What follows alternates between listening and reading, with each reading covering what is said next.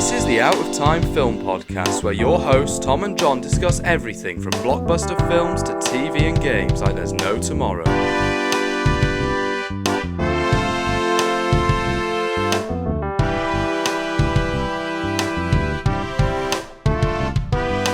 Hello and welcome to the Out of Time Film Podcast. My name is Tom and as always I'm joined with my co-host John. Hello. And this week we are talking about Captain Marvel. Just for context again, Tom is still wearing his towel over the microphone. Yes, I am. And it's so true. One of the funniest things is I thought about, like, what if that towel was like preserved in a museum and you were like, oh my god, it's the towel that somebody used for the podcast. I've had this towel since 2008. It's a Star Wars The Clone Wars towel, and it's one of my favorite things that I own. Well, it's helping you. Exactly. All these 15 years later, and it's still coming in handy. Yes. And today we're going to be talking about Captain Marvel. That was 2019? Yes, 4 years ago. Wow. Did not feel like 4 years ago. I remember it was the time when Avengers Endgame was really, really hyped up. And I bet this film was building up hype towards Endgame. And I was one of those people who was like, oh my god, let's see what this Captain Marvel thing is all about. Like, it was teased at the end of Infinity War where Nick Fury calls Captain Marvel. I wasn't surprised. It felt like the same experience when I watched in the cinema, but then 4 years later, I still wasn't like, you know, when you watch a film 4 years later, you feel like, oh, there's a new meaning. Oh, there's a new thing that I haven't seen. Oh, that's a new perspective. This one, I don't know. I just felt like it's the same thing 4 years later. I was like, there's nothing really changed my perspective on the film. It's just, okay. When it comes to Marvel movies, we rewatch Marvel movies quite often Yes. for the pod. One day, we will never have to do another Marvel rewatch ever again when we eventually catch up and we've ticked all of them off. But it seems like every time we do rewatch Marvel movies, not always the case. Like, you know, like we rewatch the Guardians movies and those held up very well. But most of the Marvel movies, I do think they're not anything special. I think this movie isn't anything special. But at the same time, this is an interesting one because this movie, as you say, you know, it was like huge buzz after Infinity War and then coming up towards Endgame, but also this made $1 billion. It was top 10 of 2019, I think, and there was a lot of controversy surrounding it. Once again, we're back to the raging misogynists who hated this movie and Brie Larson for no good reason. But of course, you know, like the opinion on this movie was split for whatever reason it was. So it was interesting coming back to it with all of this context. And obviously, we're getting the Marvels in a few weeks, and so we're going to be covering that as well. And you know, I'm interested to see how that's going to go. But what I find interesting is long-time listeners may know there is a literal 1% chance. Please comment below if you are this one listener. But before I did the podcast, I did reviews. I used to review on the Instagram account, and I reviewed Captain Marvel twice, actually.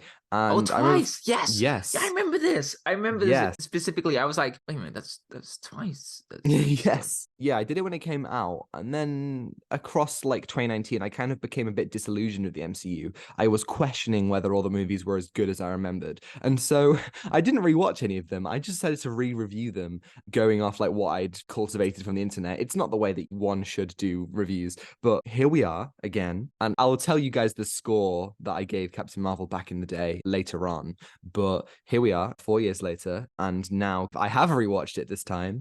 So yeah, Captain Marvel, briefly explain the plot for those who don't know. Full spoilers ahead. Okay. Amidst a mission, there's a Kree warrior gets separated from her team and stranded on Earth. However, her life takes an unusual turn as she teams up with Fury, a S.H.I.E.L.D. agent. Okay, right. So, what did you think? I remember misogynistic comments about the film, but also there was a lot of controversy around this film. One of the problems with this film is that I really struggled with was there wasn't emotion, if you know what I mean. Like, yeah, I know there was there was one of my favorites is when Carol was like standing up against the Great Intelligence. You could see that whole montage of like, you know, her from different times, and it was really powerful. I really loved that moment. And I felt like, yeah, this is really cool. And you get to see her be like this Super Saiyan type thing, and she completely destroys everyone.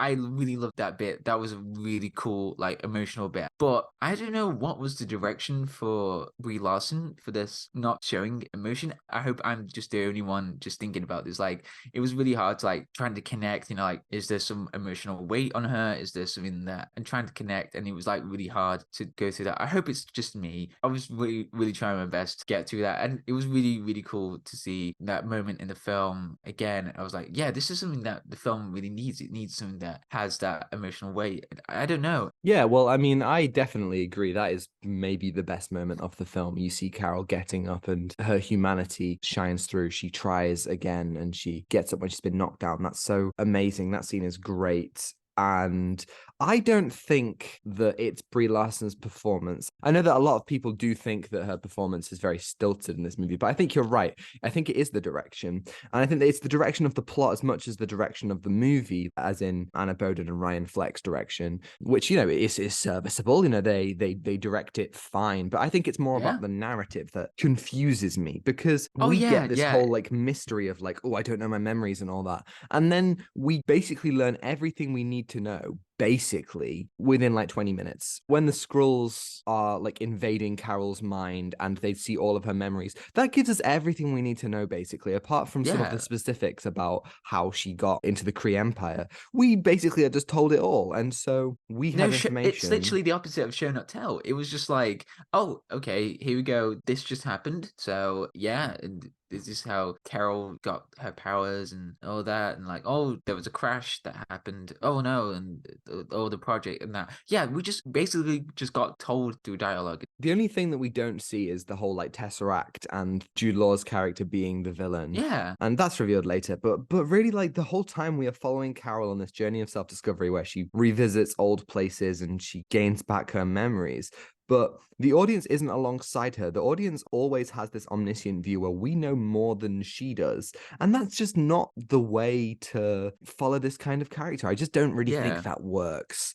And I think that kind of leaves the movie to struggle a little bit, especially in the first half. Like, I was shocked by how much better the second half of this movie was than the first half. The first half, it does feel emotionally stunted, and it's just kind of boring action, and we get rid of this semi-cool space saga to go to the 90s, and we're following around characters as they kind of bond, but not really. I mean, I must say, Brie Larson and Samuel L. Jackson have really good chemistry. It's really fun watching them on screen. I really like all the performances in this, and I do think that Brie Larson does a very good job, and I really did like her character. I like it whenever she's kind of a little bit cheeky. She talks back. She does have that charisma. I think people are wrong when they say that she can't carry a Marvel movie. She absolutely can. We've had much more boring protagonists in Marvel movies, and I do think that she does make this movie interesting. And I would say that in that first half, we know more than she knows, and so it's boring watching all of that. The conflict is boring. I know they're setting up this twist,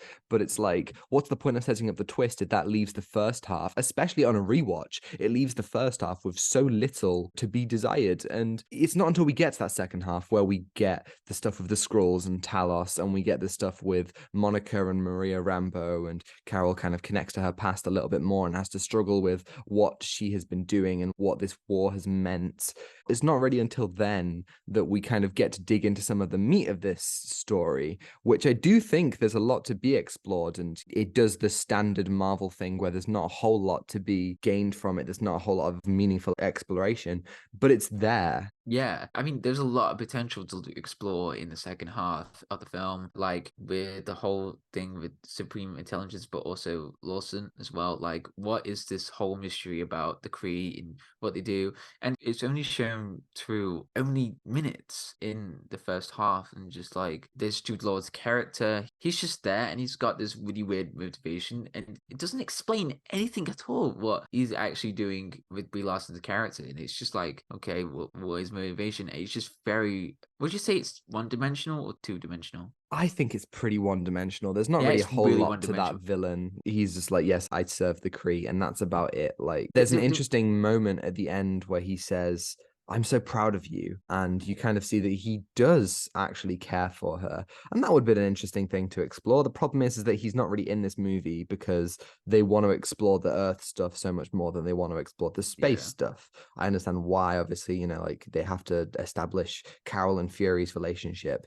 But I do think that kind of comes with some difficulties. But at the same time, I do think that Jude Law is always a pleasure to have on screen. And also, I really like that moment at the end where we've had our big smashy bashy moment with Carol, you know, where she goes Super Saiyan, like you're saying, and she just kind of destroys all the ships. And, you know, I thought that was really cool. I like it when she punches her hand and she's like, come on, come and get me. And all the Kree just fly away and they're like, nope, nope, nope, nope, nope. And then Jude Law is like, yeah, come on then, fight me without your powers. And she just shoots him into a rock. And she's like, I don't need anything to prove to you. I think that is actually a really kind of cool idea. Like this movie, when it comes to the hero's journey, I think does it really, really well and really effectively, much more than it does with the villains. Like again, it's that Marvel problem of villains being so subpar. Yeah, I agree. Like that was one of the key moments for Carol to go against Jude Law's character, and like she doesn't have to prove anything else to him anymore. And I thought that was a good bit of development for Carol in that story. And you can really see that well developed in the second half. But the first half, it's just really dull. You don't know a lot about Carol in the past, as you just said, about like we see the scrolls look into her memories. But yeah.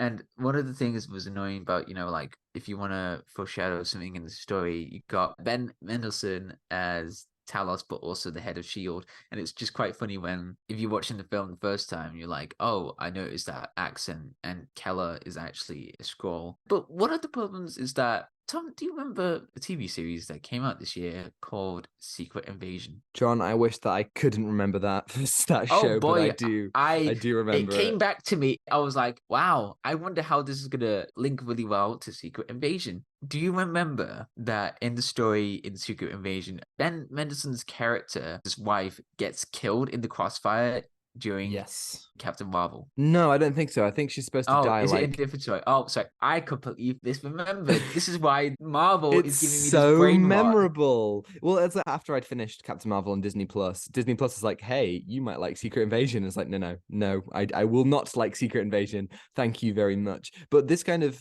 shows just another thing about Secret Invasion. I like how we're talking about Captain Marvel and yet we're still complaining about Secret Invasion. It's that this movie does not set up any of those ties, like Talos and his wife, Talos and his daughter. Those things just aren't important. Like they're kind of just footnotes in his motivation in this movie. And even with Fury, like what we're doing here, it doesn't really add weight to the Secret Invasion story. Like I remember saying in the video, we were like, maybe if we rewatch Captain Marvel, we might see some of those connections, but we really don't. It's still the same boring characters. The worst thing is that we only get told about the conflict between the Skrulls and the humans through dialogue. We don't know anything. We don't know what's the visual clues about why is there a secret invasion in the first place in the TV series as well. You're just trying to figure out, but also the show is just shock value and terrible writing and plot points as well.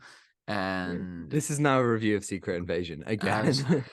No, but yeah, you're right. And final point about Secret Invasion, and I'm going to use this to tie back into Captain Marvel. Secret Invasion is not a fun show. It's not enjoyable. I can't switch my mind off and enjoy it. It's just boring and dull. And to Captain Marvel's credit, I never found it boring and dull. I had a perfectly serviceable time just watching this very standard MCU movie. And I think that's kind of the thing with a lot of these movies is that you can just kind of turn your mind off and enjoy it. And I appreciated that this movie wasn't like, of course, it had the standard MCU humor sometimes, but it wasn't all humor. Like I would say this movie is better than all the Ant-Man movies. I know that will get a lot of people upset, but I would say they're better than the Ant-Man movies because they do take things seriously sometimes and they do hang on those emotions. Like the moments when Talos reunites with his family, even though the family doesn't do anything and have no character, it was good in that brief moment when we got to see them together, or when Monica and Maria reunite with Carol. Like, that all really works. I thought Maria and Monica were a really good heart of the movie for Carol. Monica's relationship with Carol was really, really sweet. And that moment when Monica's changing the colors on Carol's suit and they're laughing and she calls her Lieutenant Trouble and they talk about Carol sticking around, that was really heartfelt and really sweet. And it sets up things for the Marvels and for WandaVision with Monica's character pretty well. I really like that core. And I think that those things are what make it better than some of the other bland Marvel movies that we've done. Something like Ragnarok, something like Ant-Man. I don't like those movies because they refuse to take things seriously. And when they do, they undercut it with jokes. Whereas this, it feels like they do care and it feels like they do craft these characters quite well. And for that, I really applaud it. Yeah, and the character dynamic is really strong with Talos, with Nick Fury, but also Carol Danvers. There's some really good scenes that really, there's some bit of fun of it. Like the film is quite serious, but there's some fun moments with them. And it's really painful when you try to watch a film that has these really great characters, Nick Fury and Talos, and then in a later show, which we won't mention again, with Talos, you're like, oh, this is a really interesting character. I want to see where it goes. Should we talk a little bit about Nick Fury? Yes, because Nick Fury. I think this is interesting. This is probably one of the best examples of de-aging that there is. Oh, brilliantly. Yes, brilliant. It was brilliant to see that. Like, it just aged well. Oh, funny. And the CGI was just pretty good.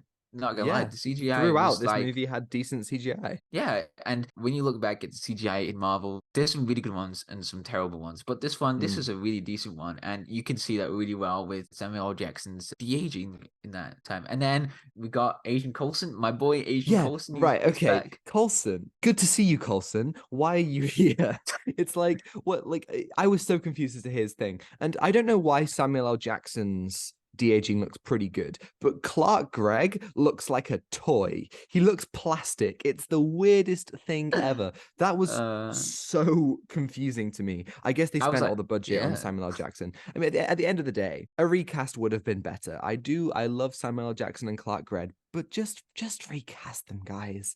Come on. Like, even though Nick Fury's de-aging was good, it still was a little bit stilted, and it's probably the best that we will get, but it's still like, just don't be afraid to recast. Like, nobody cares.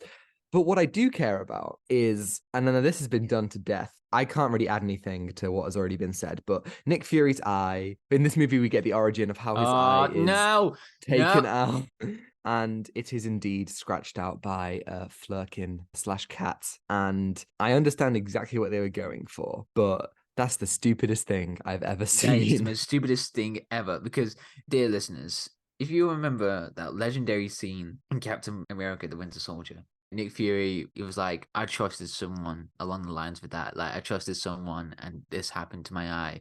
And I was like, damn, I hope we get like a cool backstory about like, you trusted someone and this happened. A cat.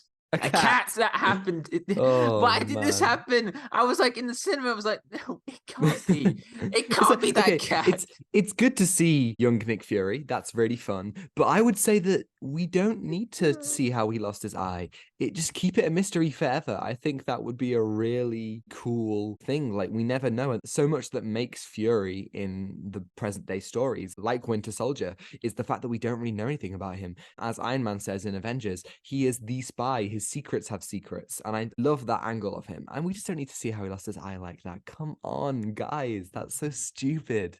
It really does take away that mystery and that intrigue, and that amazing moment where he takes off his eye patch and he says, you need to keep both eyes open. Like, that's amazing. That's amazing. We're going to be doing the Captain America movies next year before New World Order, and I'm really excited about that. Is it called Is it still called New World Order, or did they change it to Brave New World? I don't know. I think they changed the name. It's now called Brave New World. I don't know if they finished it. Brave New World. Obviously, okay. Yeah, I guess that's still in. I mean, we don't really know what's happening because obviously the actors strike. They're still not getting the money they deserve, and so a lot of productions have been put on hold. Again, everyone support the strike. That's really important. Please support the strike. That is super important as well with the actors. They are literally the most creative people out there, with acting, and they will do everything on the line with that. And they're not getting support. So please do support the actors. Absolutely. Strike. Final thing I have to say about this movie Yes. is the score kind of slaps. Oh yeah, I was like listening to the opening. I was like, "Damn, this is actually a bit of a bop." Like Yeah. like with the synths and with the Yeah, right. orchestral. Yeah, it was really good. And Captain Marvel's theme is really, really great as well. And that comes back in Endgame, actually, which I think is a really nice touch because Marvel doesn't do a lot of that. It's Pinar Toprak who did the score for Stargirl as well, which is a really cool show. And Oh it's really yeah, I great to remember. see her doing an MCU film. Like it's good to see because obviously this is a big deal. This is the first female-led Marvel movie, and it's great to see a lot of female influence in this. Through like one of the directors and the composer, and obviously like through this cast and stuff. That's all really fun to see. And yeah, the score was just really cool. I hope she also scores the Marvels. But Oh yeah. yeah, I think that's all I have to say about this movie. Yeah, again, this was a completely new thing for Marvel. This is the first female-driven film, and it's a massive accomplishment. This film made $1 billion, and that's crazy. Pretty That is, impressive. and again, it was controversial and some sexist comments as well against Brie Larson and this idea that she can't carry this film. As you said, yes, she can. It's just the direction for her acting, and hopefully we'll get to see something really cool with Brie Larson in the Marvels as well. And I'm excited for the Marvels. We've Yeah. got Nia DaCosta directing, which I think is really exciting, especially the great. direction in Captain Marvel, as I briefly said, it's fine, but I would like a little bit more style there. Yeah, style. That was what I was thinking about. Yeah. Like I enjoyed Miss Marvel, so I'm excited to see her again, and obviously Monica great. Rambeau Yeah. too. It could be cool. We'll see how that goes. But yeah, what are you gonna give Captain Marvel out of 10? I'm gonna give it a 6 out of 10. Yeah, I agree with you. I think it's fine. It doesn't offend me at all. When I originally reviewed this, Oh yes, I gave it an 8 out of 10. Oh, okay. And then when I re-reviewed it, I gave it a 6 out of 10. So actually, I agree with myself. But what's interesting is that I used to review things where I'd give them a score for entertainment and a score for quality, and the average would. I remember this. Yes. Oh my god. Yes. Yeah. So on entertainment, I gave this a 4 out of 10, which I completely disagree with because I think this movie is. Wow, fairly entertaining, not 4 out of 10 at all. And then on quality, I gave it an 8 out of 10. Just so you know, that's not how you review movies. You don't review them entertainment versus quality. No. It all comes together into one package. Emotion is a big reason as to why a movie might be received well by you. But yes. But yeah, that's my original review for this. What a throwback. Yeah. Yeah, do comment below if you are one of those people who remembers this and still listens. In which case, hello, how you doing? Hello. Good to have you here. But yeah, that's everything. Thank you everybody for listening. If you're listening on YouTube and you enjoyed it, you can like and subscribe if you want to see more. And if you're listening on Spotify, you can follow and give us a 5-star review if you think we're worthy. And next week we're going to be doing Scott Pilgrim versus the World in preparation for the new anime show Scott Pilgrim Takes Off, which I think is going to be really fun. I'm excited to talk about what could be Edgar Wright's masterpiece. And you can send us an email at outstimefilmpod@gmail.com. Let us know your thoughts on Scott Pilgrim versus the World and ask us any questions. We'll answer it right here on the podcast next week. Yes, and you can follow us on Instagram at Out of Time Film Pod to see our incredible thumbnails from Zane Asville, on Twitter from Tom's Thoughts, and TikTok to see edited clips, which are also on Instagram Reels and YouTube Shorts. And you can find links to that all in the description below. Thanks for L. James Mayer for the excellent theme and Ronan Phillips for vocals as always. And I think that's everything. That's everything. You're getting better. I'm getting better. I'm getting there. Yes, I cannot wait to talk about Scott Pilgrim and the anime as well. So stay tuned for that and more things in the future as well. Can't wait to talk more. Takeaway given? Give nothing back. Goodbye. Goodbye.